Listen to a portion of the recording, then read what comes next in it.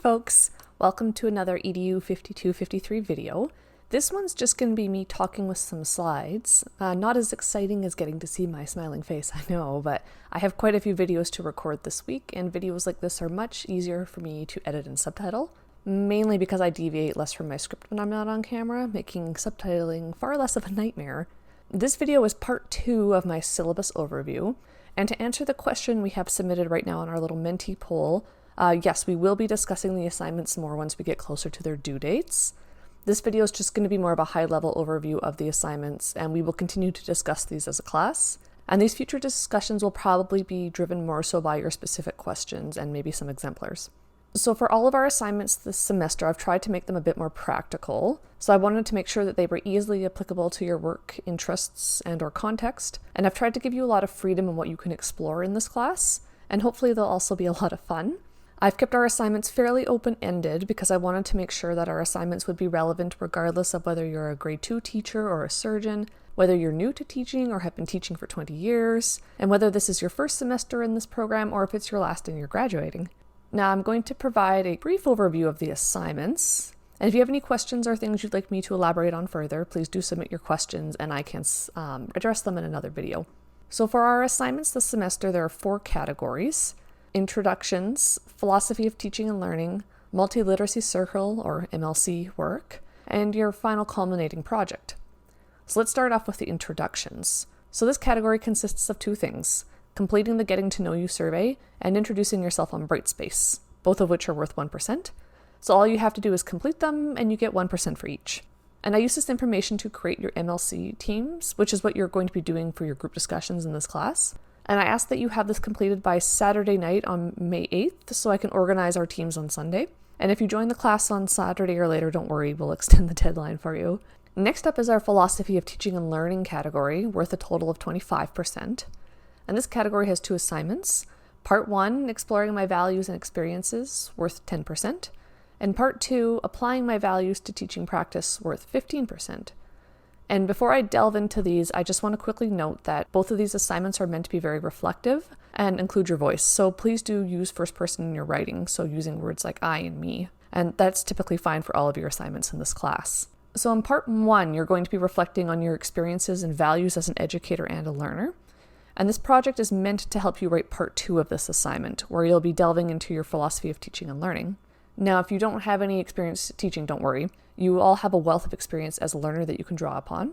And in the syllabus, I share some reflection questions or prompts that you can use to start thinking about your philosophy of teaching and learning, such as reflecting on the best or worst teacher you've had, what would you want your learners to say about you and your teaching, things like that.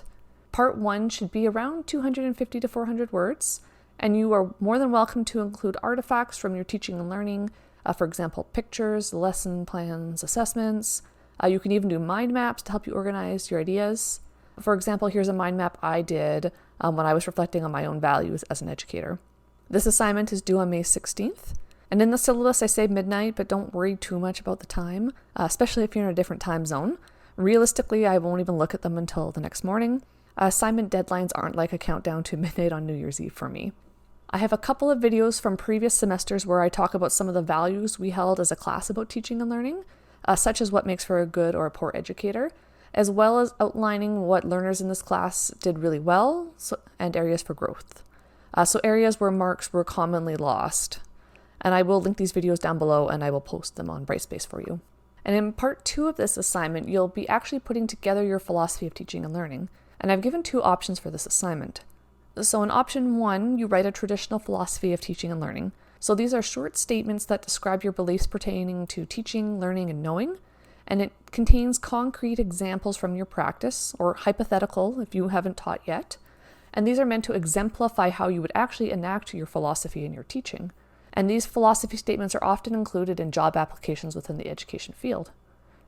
Now, I know some of you have already written a philosophy of teaching because you took 15101 with me, so you can rewrite it if you would like to reflect on how your philosophy has evolved, so long as the assignment is meaningfully different from what you previously submitted. So you can't just resubmit the same paper. However, I also have another option for you. And this option may also appeal to learners who teach in a context that doesn't really use philosophy of teaching and learning statements. So in option 2, you can create a self-assessment or a reflective practice tool. And this idea actually came from a previous student who found that a philosophy of teaching statement wasn't really applicable to his teaching context in Korea, but he thought that some sort of tool that would help him reflect on how well he's enacting his philosophy in practice could be really useful to his professional development. And clearly I also thought it was a great idea because I have now developed this into an assignment. So in this option, you're still going to be doing things like identifying your values as an educator, but you may display them in some sort of a rubric, for example, or a series of reflective questions rather than writing a traditional philosophy of teaching and learning statement. And for this assignment option, you would need to probably include some sort of short little reflection explaining your tool to me. For example, talking about those links between theory and research. And this assignment should be around 500 to 750 words. Previous students will notice that I have increased the word count. It used to just be 500 words, which a lot of students struggled with, so I've bumped it up a little bit. And this is due on June 27th. The next category of assignments is our Multiliteracy Circle, or MLC work, which is worth a total of 33%.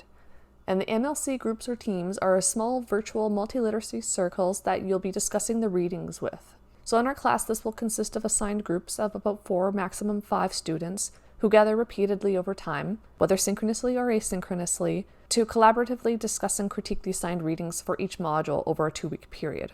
And our MLC teams will have 4 roles which will rotate through each module. So there's the director, facilitator, summarizer, and commentator. And I go into more detail about these different roles and the actual process of engaging in these teams in our MLC guide, which is available on Brightspace. And I will do another video that goes more into depth of how to actually do the MLC work, since that's usually what students have a lot of questions about. But in terms of the actual assignments, we have 3 for this work. Part 1, co-creating an assessment tool, worth 3%. Part 2, the MLC portfolio, worth 25%. And Part 3 is the peer and self-evaluation using the tool that your group co-created, which is worth 5%. So for the first part, your group will be co-creating a peer and self-assessment tool to evaluate contributions to the MLC group work in your team. And you'll be co-creating this with me as well. And this is meant to evaluate how meaningfully team members participated, as well as their intellectual contributions to learning within the group. And the criteria here will be based on behaviors that your MLC team has deemed important to the success of a collaborative learning experience. I had thought about using the same assessment tool for all of these groups, but I have found in the past that each MLC team tends to develop a very distinctive culture with its own values and norms. So I thought co-creating an assessment tool would be more appropriate. We'll be getting the ball rolling on this next week when you're all sorted into your teams, starting off with establishing some group norms and expectations within your team. And I'm going to touch base with each group about this next week, so don't worry about it for now. And we're aiming to have these completed by June 13th. And the MLC portfolio is worth 25% of your mark. The MLC portfolio is a Google Doc where you'll document and reflect upon your learning within your MLC group work. And this is a space that I'm going to be setting up, and this link to your personal MLC portfolio will be emailed to you. And I'm going to be doing this next week once I get the MLC teams all organized. And the portfolio provides you with several prompts to reflect on the group process as well as your learning, and taking these concepts and applying them to your future practice and your developing teaching philosophy. So this should be feeding into some of your other assignments. And I'll talk more in depth about all this in my MLC video. You'll be submitting your portfolios on July 14th, so after we've completed Module 5. And this assignment is something that you're going to be adding to the entire semester, so it shouldn't be a lot of work at the end there. And then Part 3 is the actual self and peer evaluation, worth 5%. And for this assignment, you'll just be using the evaluation tool that your group co-created in Part 1, and this will be due on July 18th. And the final assignment criteria is the culminating project, worth 35%. And this assignment is intended to provide you with a practical summary of a learning theory that you may want to use in your own professional or educational context. So select the learning theory that you're interested in and that you're likely to use in the future. The major components of this assignment are a summary of the learning theory, a discussion of the application of the learning theory to your professional context, and a description of how you could apply this theory to a concrete lesson. And there are a number of different ways that you can approach this assignment. So you could write a summary report for yourself with a hypothetical idea for a learning experience. Or alternatively, you could create a real lesson or learning experience that applies this learning theory. For example, you could do a presentation, a workshop, or even an in-service that you want to do in your workplace, or create a lesson plan that's theoretically informed. And this type of an assignment would likely need to be accompanied by a short reflective paper that summarizes the learning theory and its application to your teaching context, since that may not come out as intuitively in, say, a lesson plan or an in-service. Part 1 of this assignment is a proposal worth 10%. And in the proposal, you're going to tell me a bit about what you're thinking of doing for your final project. For example, what learning theory do you want to focus on? Or if you're not sure, just give me an idea of what level of learning you want to target. So are you looking more at the individual learners, or are you looking at learning at more of a collective level? You'll also tell me about the context you want to apply this theory to. For example, a grade 2 classroom, a university admissions, a surgical simulation lab. And then you'll tell me the target audience. So is this a report that you're writing for yourself, or is this something you're wanting to, say, present in your workplace?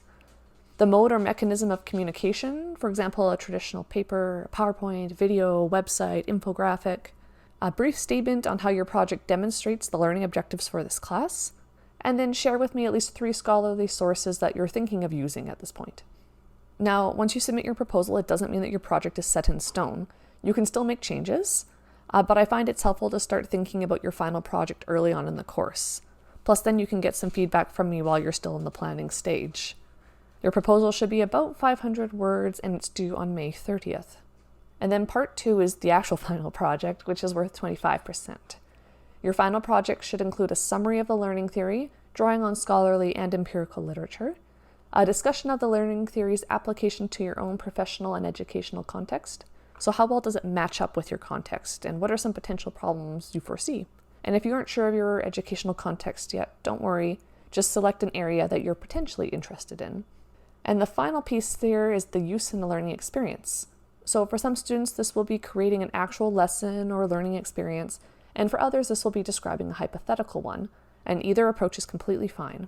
Your final assignment should be around 2,000 words, or approximately 15 minutes if you're going for a video approach. And it's due on July 25th. And we will talk more about this final project more as the course progresses. And the grading scale that I'm using in this course can be found on page 16 of the syllabus, and this is the same marking scheme that is used across the entire Faculty of Graduate Studies. And I've also included all of my assessment tools in the syllabus starting on page 25. Well, all of them except for the co-created self and peer evaluation tool, because those don't exist yet. And as you'll see, I've used a variety of different assessment tools. I mostly use rubrics, including analytic rubrics and holistic rubrics, but I also use a checklist for the proposal. And I highly recommend looking at these tools while you're working on your assignments to get an idea of how I've allocated the marks and what my expectations are. And you can also use them to self-assess your own work before submitting it. And when I assess your work, I'll also be providing you with written feedback. And I usually do this by outlining areas that glow or the strengths of your work, and then some areas for growth. And I think we'll end things here, since I'm sure this video is already super long. We will continue to discuss the assignments as the course progresses. So if there's anything you'd specifically like me to cover in another video, just let me know. And with that, I will see you all online. Bye.